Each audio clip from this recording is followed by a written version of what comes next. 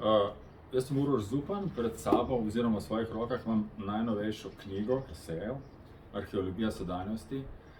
Najprej zahvala založbi Sodobnost, ker je tiskala knjigo. Danes se zelo redko dogaja, da gredo založbe v ta rizik v navednicah, da tiskajo esejistične knjige.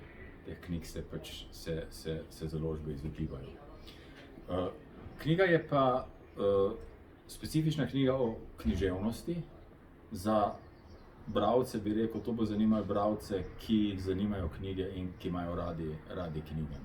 Več ali manj se piše samo o knjigah noter. Določena poglavja so o zadevah, ki se dogajajo okrog knjig, kot je poudarjanje knjig in pa oblikovanje knjig. Potem so teksti, ki govorijo o književnosti na področju bivše Jugoslavije, bivše skupne države.